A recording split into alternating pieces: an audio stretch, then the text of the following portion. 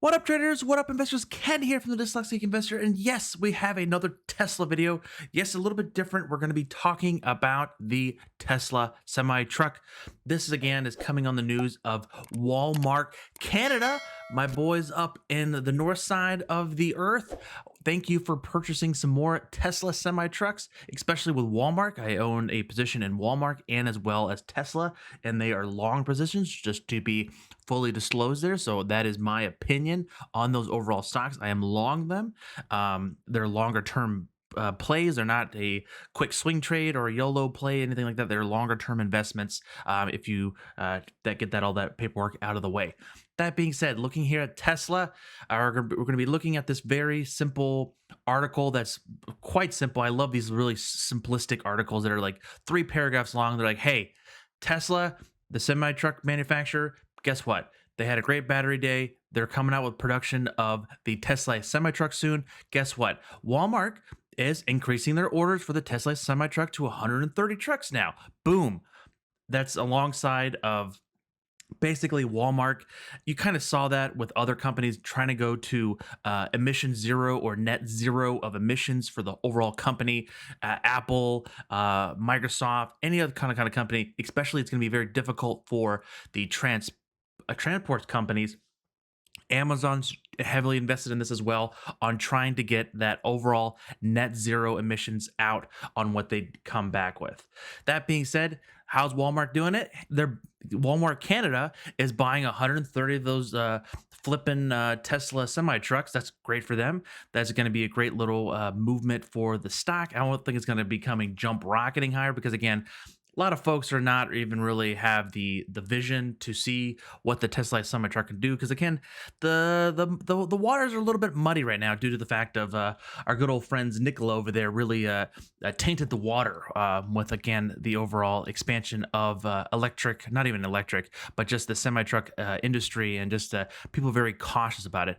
That being said, Tesla is the best of the best breed in my opinion to really bring this into market and really capitalize on it, even though the other company SHLL or Helion, I can't pronounce it, I always get it wrong, is a great product as well. And they could definitely do a nice impact on helping bring down the overall pollution and the emissions from the trucking industry. That being said, let's go ahead and jump to the charts here. So we're going to be jumping into Tesla, the very first chart here. That is ticker symbol TSLA, if you don't familiar with the matter. That being said, with this one, battery day was super hyped up. Again, people got smacked across the face. People got really upset on the sense of of the Tesla battery day. Again, it was good news, but I think people got a little too hyped up about it, and a lot of those bears and weak hands kind of came in and really kind of took the stock a little bit down. But that was a kind of a good buying opportunity. Again, longer term stock in this. I just sold some puts here, basically around the 50-day here, that kind of came in here for that little quick bounce there. That being said, we're looking for this really key level here, basically around 420 to 425. Basically, we've kind of seen some kind of a hitting a wall there. So once we draw these Fibonacci tracings from the swing high to swing low, you're going to really see the lines come in here. And if it clicks, basically around that 436, we've seen some issues. So if we get above that 436, potentially hit to 465, that's where we kind of hit the overall issues again. Being again, a lot of people really were pushing for Tesla battery day to really push the stock higher. Again, we talked about those options. A lot of folks were buying straight calls into that $500 price target and really getting annihilated with that IV crush once it came crashing in after the event. And a lot of people, that's what really pursued this very fast downselling in the stock. With that being said, we're looking for again, if it can kind of stabilize here, basically around 416 to around 395. Those are basically the opportunities between the 21 and 34 are the potential opportunities for adding to the position, looking for the trend to change. Right now, we're in Chopville, really, again, with the overall market, especially the more technology-based companies, kind of in chop suey market, aka the kangaroo market. Again, key levels to look for, looking for 436 to break. But again, if we get to that 436, we're gonna looking for that overhaul resistance at 465. Again, that's the 78.6 percentile move from the swing high to swing low. And again, there is no substantial catalyst as of right now that we could see, so we could be in that choppy market for quite some time. Again, looking here on the weekly side, again, each of these little ticks here or the candles are 1 week, and the trend is still super strong, folks. Like, come on, calm down. The 5 and 8 moving averages, again, what we follow here for the very aggressive momentum side of things, we're still in that range. Really would be looking damaging if we start closing below the 395, even 390 on the weekly side. That would be something where the trend could be stalling or changing. We're still in an upward trend here on the weekly side. That being said, we can then we're gonna also just flip on over to the old Wally mark. Wally mark, if you're not familiar with it, is Walmart. So Walmart ticker symbol is WMT. That's WMT for that ticker symbol. And this one, I don't know why I just deleted that, has been a very interesting one that we've been watching, and I've been really kind of building a stronger, longer dated position in this. And the reason why we're looking at this one is it's coming right back down to the 21 and 34. So we just talked about this at the Tesla side. That 21 and 34 is just kind of taking a break. We're waiting for a potential breakout again. My overall thesis on this stock is to the upside.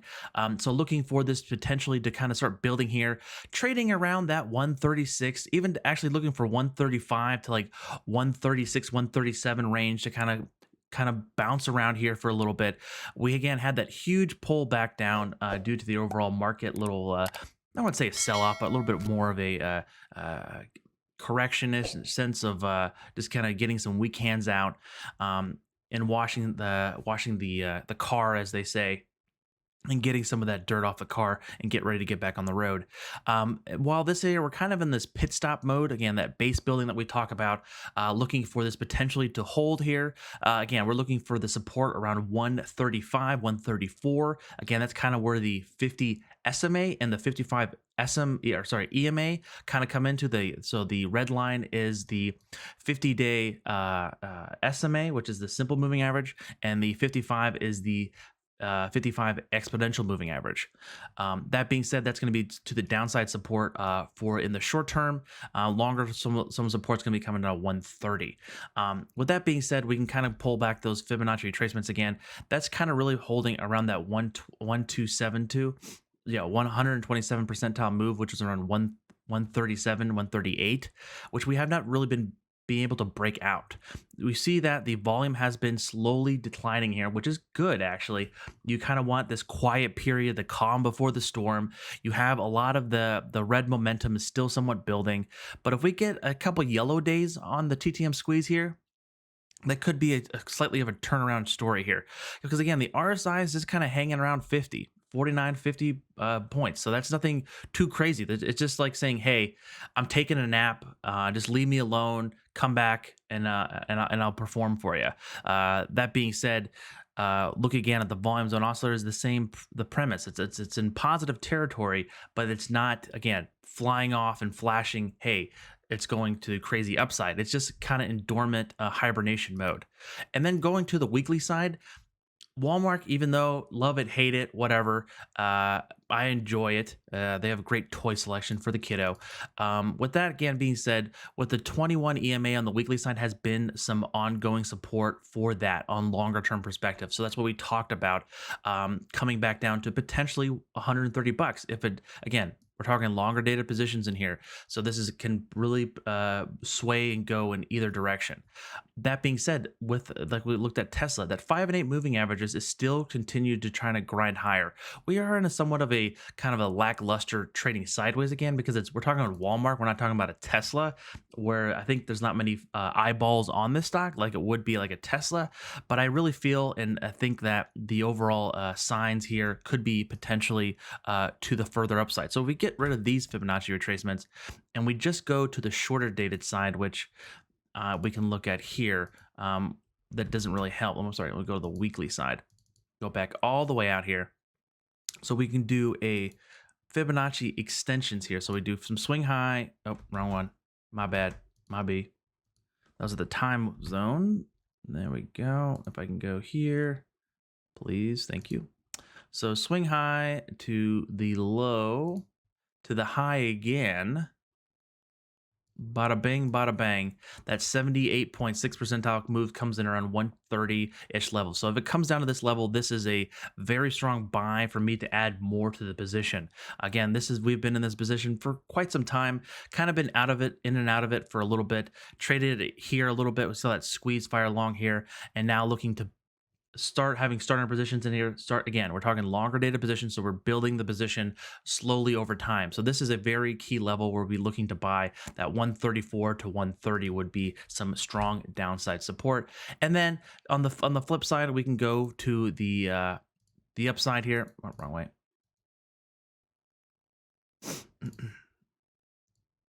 Looking for the potential targets around 165 to 180. I know it seems insane, but if this trend can hold and we stay above the 21 and 34 on the weekly side, that this could easily carry us to those levels in again, I don't know a time frame, but it could be something within months or 6 months plus. Again, that's what the longer term horizon that we're having on this, around 6 months to potentially year plus on holding and slowly building into this position over time.